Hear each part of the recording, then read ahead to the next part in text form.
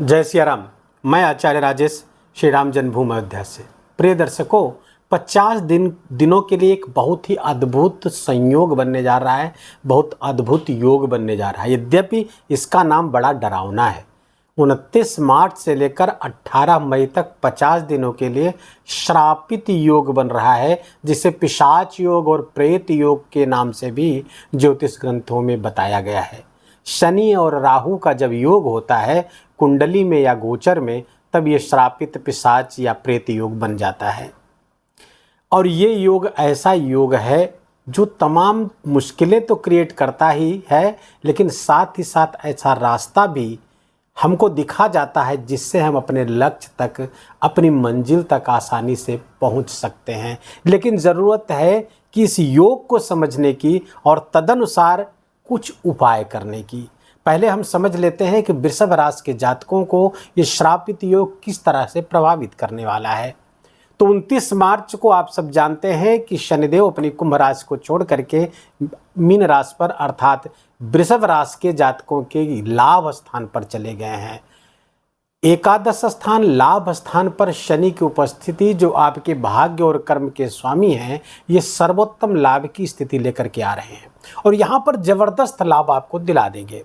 राज सम्मान, अवार्ड आपको प्राप्त हो सकता है। कोई अच्छी इच्छा, कोई बड़ी इच्छाएं भी यहाँ पर पूरी कराते हुए लगातार 2.5 वर्ष देखेंगे। लेकिन इन 50 दिनों में यहीं पर राहु भी विराजमान रहेंगे और राहु भी इंडिविजुअल यहाँ अच्छा परिणाम देता है एकादश स्थान पर। लेकिन जब दोनों का योग बनेगा तो वहाँ पर कॉन्फ्लिक्ट ऑफ एनर्जी यहाँ पर होगी, जिसके कारण से दुष्परिणाम की संभावना बढ़ जाती है। जैसे शनि जब आपको राज सम्मान दिला रहा होता है, कोई बड़ा अवार्ड दिला सकता है या बड़े काम दिलाने के मूड में है, तो वहीं राहु शनि की एनर्जी को डिस्टर्ब करने का प्रयास करेगा। अर्थात वहाँ पर षड्यंत्र, राहु षड्यंत्र है, राहु ऑब्सेशन है, जिद है, जुनून है, और शनि कर्म है, न्याय है।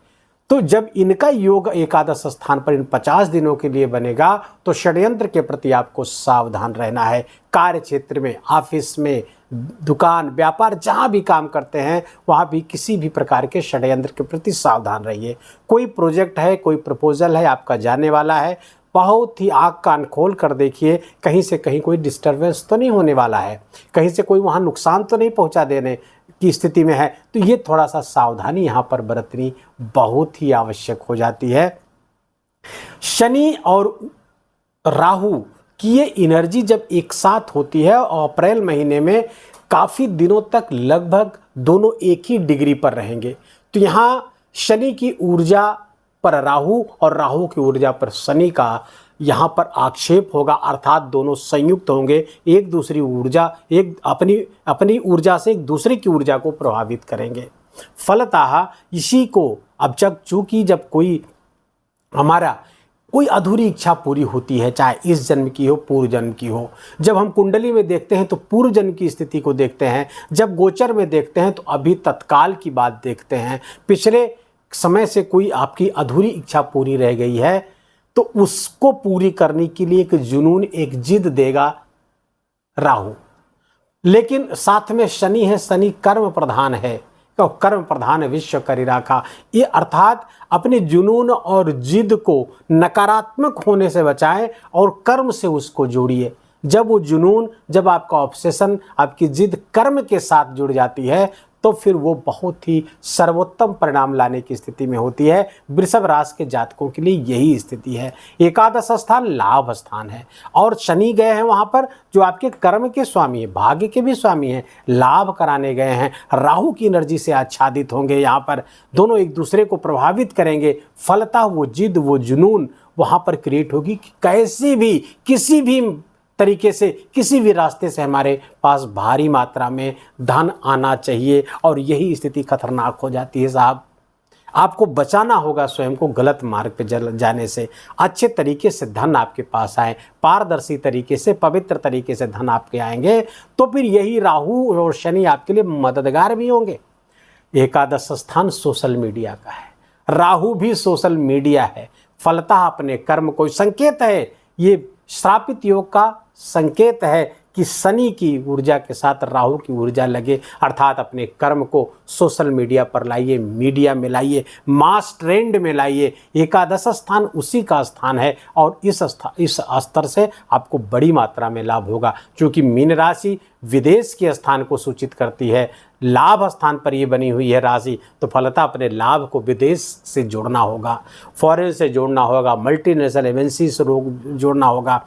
आप सोशल मीडिया के थ्रू और किसी भी अन्य प्लेटफॉर्म के थ्रू अपनी स्किल को, अपनी योग्यता को वहाँ पर ले जाइए और भारी मात्रा में फेयर तरीके से धन आप कमा सकते हैं। यही पिशाच, और इन 50 दिनों में ये सर्वोत्तम योग है। तो वृषभ राशि के ऐसे जातक जो सोशल मीडिया से जुड़े हुए हैं, यूट्यूबर हैं, फेसबुक, इंस्टाग्राम, अन्य किसी भी प्लेटफॉर्म पे काम करते हैं, उनके लिए सर्वोत्तम स्थिति को लेकर के आया हुआ है। लेकिन ध्यान रखिएगा कि राहु साथ में संयुक्त है, गलत तरीका मत अख्तियार करिएगा। और पिछले दिनों आपने देखा है कि बड़े बड़े पॉडकास्टर फंस गए हैं अपनी वाणी के कारण।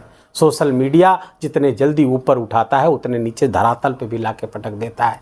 तो सावधानी, फेयर तरीके से आप करते रहिएगा ताकि आपका ये कर्म आपका कर्मा न बनने पाए, आपका प्रारंभ न बनने पाए। इस बात का ध्यान रखेंगे, सर्वोत्तम लाभ होगा। अब एक बहुत ही सूक्ष्म स्थिति आप समझिएगा, सूक्ष्म बात समझने का प्रयास करिएगा। राहु और शनि जब संयुक्त होंगे, एक दूसरे की ऊर्जा को ओवरकम करने का प्रयास करेंगे, तो क्या होगा, यहाँ पर शनि की दृष्टि जहाँ जहाँ जाएगी वहाँ पर राहु की भी एनर्जी ट्रांसफ़र होगी, या राहु की दृष्टि जहाँ जहाँ जा रही है वहाँ पर शनि की भी जो सभी शनि की पावर, शनि की एनर्जी वहाँ पर ट्रांसफ़र होगी। तो आइए समझते हैं धीरे से, क्योंकि शनि की तीसरी दृष्टि आपके राशि पे जा रही है। शनि की तीसरी दृष्टि आपके राशि पर जाएगी, राहु की ऊर्जा यहाँ ट्रांसफ़र होगी। फलतः मेंटल फॉग की स्थिति इन 50 दिनों में महसूस करेंगे। अर्थात मेंटल फॉग क्या कहते हैं, अर्थात भ्रम और भय की स्थिति यहाँ पर क्रिएट करेंगे। आपके अंदर एक अनजाना भय आएगा कि यहाँ पर इन्वेस्टमेंट कर रहे हैं, यहाँ पे लाभ होगा कि नहीं होगा, और ये भय बिल्कुल वाजिब है, आपको भय आना ही चाहिए। और जब तक भय नहीं होगा तब तक आप अपने आँख कान खोलेंगे नहीं, आप अपनी योजनाओं पे पुनर्मूल्यांकन नहीं करेंगे, उस पर पुनर्विचार नहीं करेंगे। और ये शनि और राहु की स्थिति बता रही है कि बार बार पुनर्विचार करिए, अपने प्लान को देखिए, अपनी योजनाओं को देखिए, कहीं कोई त्रुटि तो नहीं हो रही, कहीं कोई गलती तो नहीं हो रही है, इस बात की तरफ संकेत है। शनि की जो 7वीं दृष्टि है वो 6ठे स्थान पर, पंचम स्थान पर आपके आ रही है, और राहु की भी साथ साथ। तो दो एनर्जी आपके पंचम स्थान, इन्वेस्टमेंट के स्थान पर आ रही है, शिक्षा और संतान के स्थान पर आ रही है। शिक्षा, संतान और निवेश, इनसे संबंधित मामलों में समस्याएं आ सकती हैं। साथ ही साथ प्रेम संबंध आपका है, वहाँ पर धोखा मिल सकता है। लव रिलेशनशिप में है, वहाँ पर धोखा मिल सकता है, उसके लिए बिल्कुल आप तैयार रहिए, बिल्कुल ही धोखा दिला सकते हैं। और आपको किस लिए तैयार रहना है कि आपका कोई आर्थिक नुकसान ना होने पाए, इस बात का ध्यान रखिए, कोई आर्थिक नुकसान उस प्रेम में ना होने पाए। संतान पक्ष से थोड़ी समस्या हो सकती है, उसके साथ रिलेशनशिप में या उसके साथ हेल्थ में, या संतान के भी कुछ ऐसे कर्म प्रकाश में आ जाए जो आपको पता चले, जो आपको दुखी करे। अर्थात अलर्ट मोड में आपकी संतान अभी एडल्ट नहीं है, अभी किशोरावस्था में है। जरा देखिए सोशल मीडिया के किस प्लेटफॉर्म को किस तरह से प्रयोग करता है, इस पर कड़ी नज़र रखिए। बच्चों के चरित्र पर, बच्चों के अनुशासन पर बहुत ही काम करने की आवश्यकता इन 50 दिनों पर रहेगी, अन्यथा बच्चों के भटकने की पूरी संभावना बना रहे हैं शनि और राहु।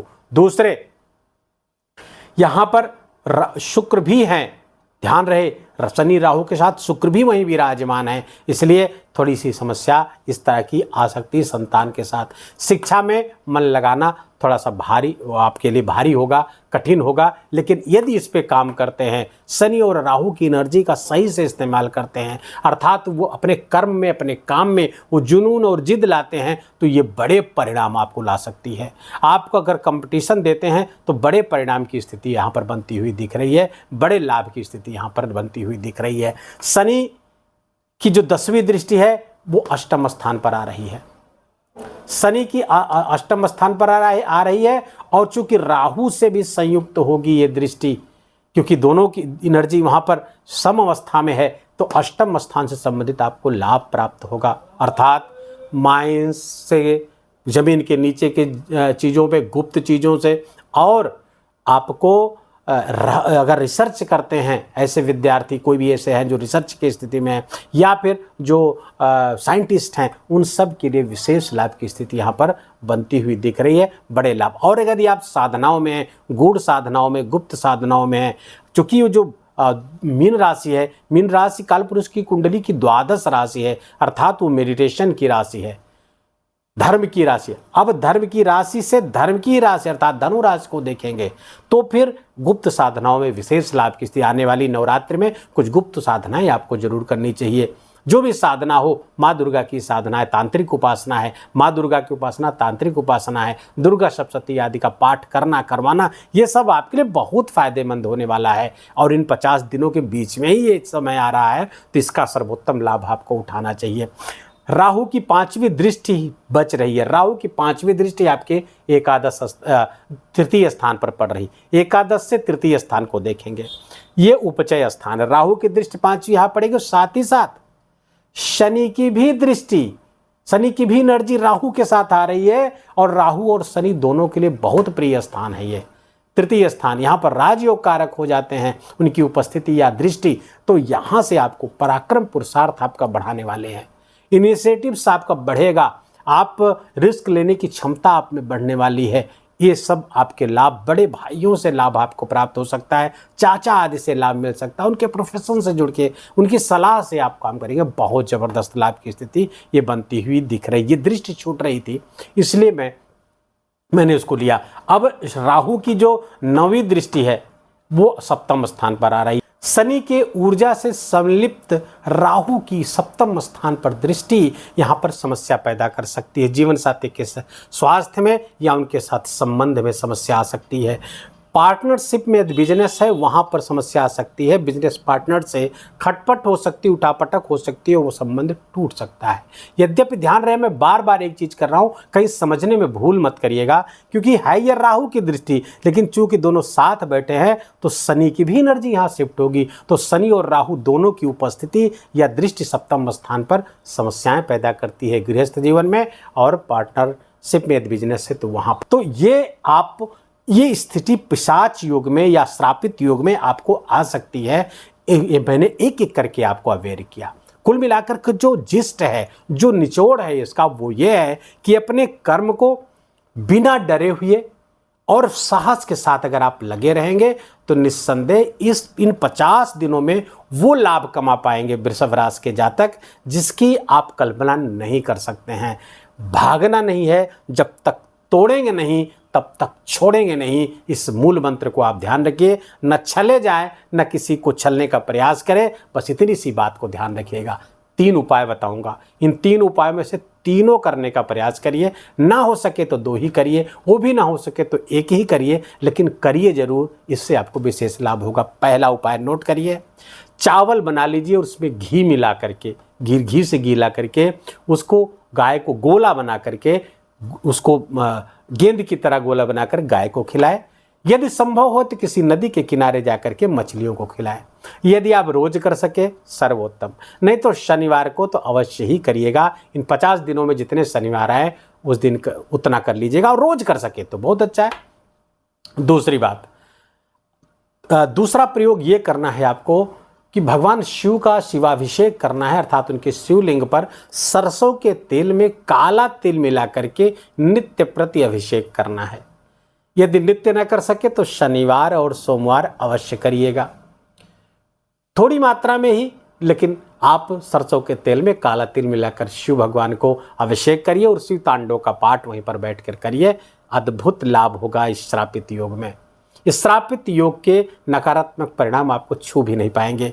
और तीसरा उपाय, शनि और राहु जब यहाँ पर संयुक्त हो जाते हैं और दोनों को 4th ग्रेड के कर्मचारियों से जोड़ा गया, अर्थात सफाई कर्मचारियों को, सफाई कर्मचारी 4th ग्रेड में जो सबसे निचले स्तर पे जो सफाई कर्मचारी जो हमारे कॉलोनी की नाली साफ करते हैं, सड़क साफ करते हैं, या आपके घर पे काम करने वाले जो लोग हैं, उनको काले रंग का छाता और जूता या स्लीपर जरूर दान करिए। दोनों ना हो सके तो कोई एक दान करिए। और ये 50 दिनों में केवल एक दिन आपको दान करना है। काले रंग का छाता किसी भी सफाई कर्मचारी को दान कर दीजिए। हो सके तो उसके पैरों में जूता दे दीजिए। आपको श्रापित योग का बहुत ही श्रेष्ठ परिणाम प्राप्त होगा। और ये आप आकर के कमेंट बॉक्स में ज़रूर हमको आप बताएंगे हमारी अगली वीडियोज़ में।